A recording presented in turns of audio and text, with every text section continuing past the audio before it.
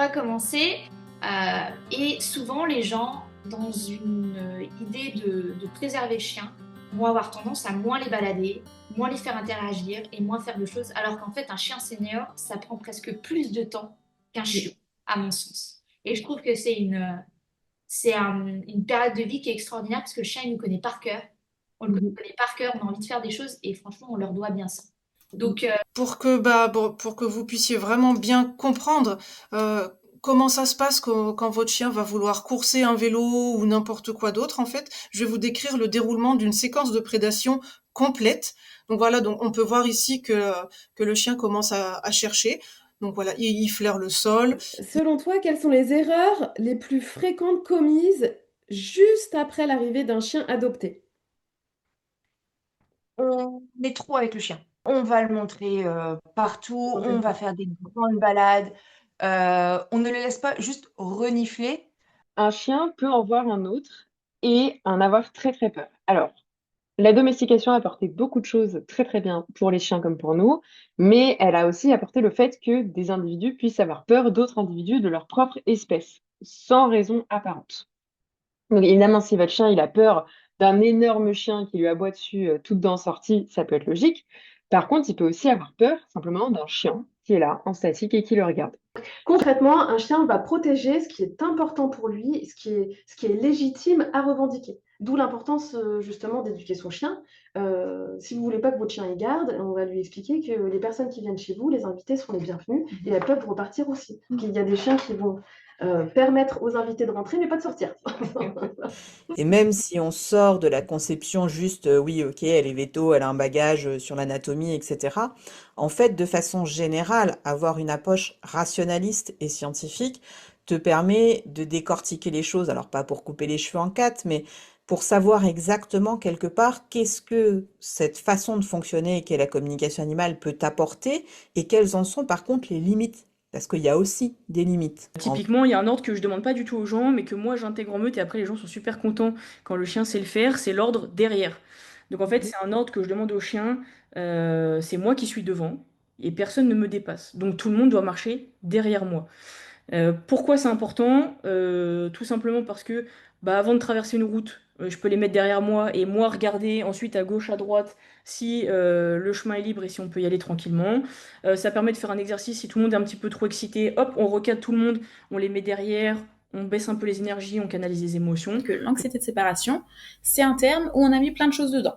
Donc on a la détresse d'isolement. C'est une détresse en fait où ton chien est laissé seul, vraiment tout seul, sans aucun humain et ne supporte pas ça.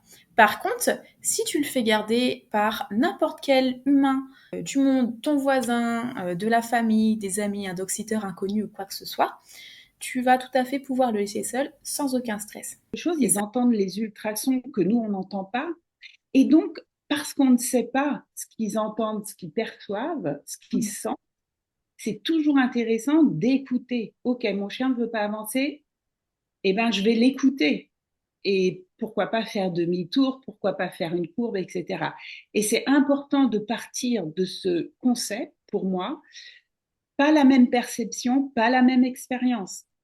Vous en conviendrez avec moi, nos chiens sont bien plus que des animaux de compagnie, ils font partie de notre famille, mais que se passe-t-il pour eux si nous disparaissons soudainement?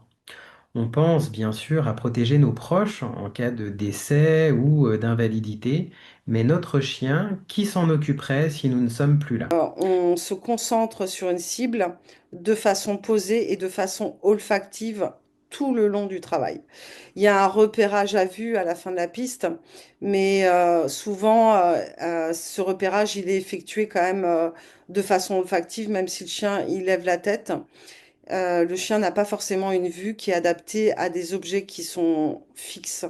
Donc, l'idée, c'est vraiment de travailler de façon olfactive jusqu'à l'être humain. Je mets en place des rituels, je mets en place un processus qui me permet de me dire, euh, elle est là, j'ai fait ça, j'ai créé cet endroit qui est mon refuge quand j'ai besoin d'elle, c'est là que je vais.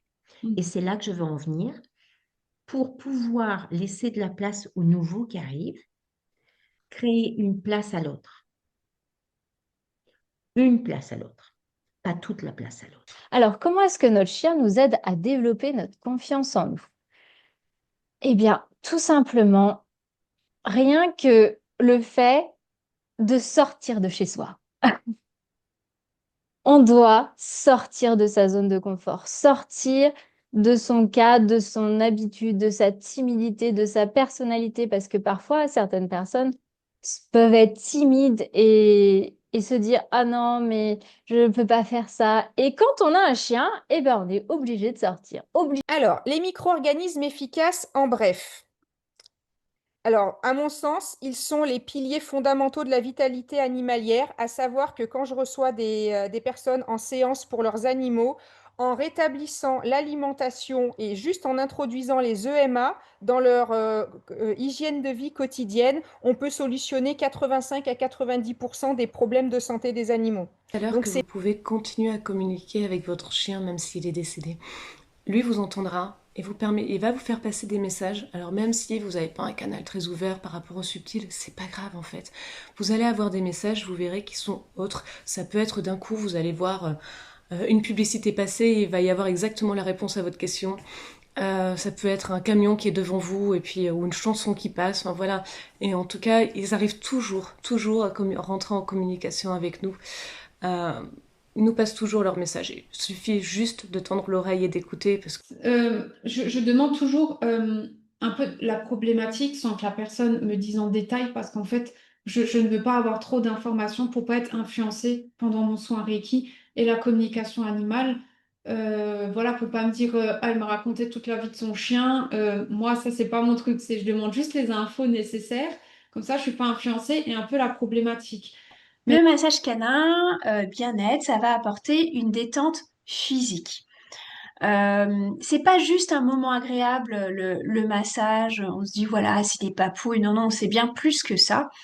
Le massage, il va permettre de détendre les muscles, de favoriser une bonne circulation locale quand les muscles ont été très sollicités. Ça va favoriser une bonne circulation sanguine, ce qui favorise l'apport en oxygène, l'apport en nutriments. Ça favorise le relâchement mental. Et vous n'êtes pas là pour acheter une beauté physique ou simplement une beauté physique. Vous achetez une santé héréditaire invisible. Et ça, c'est super important.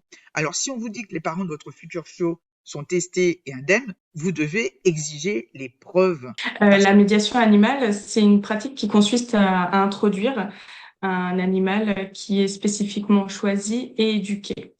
Elle va être là comme un lien. Elle va permettre de stimuler des émotions. Elle va introduire de la communication. Elle va permettre de gagner aussi en motricité et en confiance en soi surtout. Quand vous allez avoir un soin particulier, un rendez-vous particulier, vous savez que vous avez rendez-vous dans 15 jours, n'hésitez pas à demander à votre vétérinaire comment ça va se passer pour pouvoir un petit peu, déjà, vous, quand on sait comment ça va se passer, ça fait moins peur. Et aussi pouvoir préparer votre chien. On va déjà voir le potentiel vibratoire de la personne, c'est-à-dire vraiment le taux vibratoire, le dynamisme qu'a l'animal. On va également voir s'il y a des failles dans l'aura de l'animal. Des failles qui correspondront justement à des fragilités par rapport à la personnalité ou à certaines situations lorsqu'on va rencontrer peut-être, lorsque l'animal rencontrera par exemple un chien qui a plus de caractère, on verra justement cette faille dans l'aura de l'animal. Appeler son chien par son nom, c'est bien plus qu'attirer son attention. C'est envoyer un signal qui va le relier à nous. Chaque syllabe prononcée est chargée d'une intention et d'une énergie, parfois même d'une émotion. C'est là que réside le cœur de notre réflexion. Un nom n'est pas seulement une étiquette, mais une fréquence vivante. Il agit à la fois sur le plan scientifique en conditionnant le chien à associer des sons à une réponse, et sur le plan énergétique et spirituel en devenant un mantra quotidien qui structure la relation.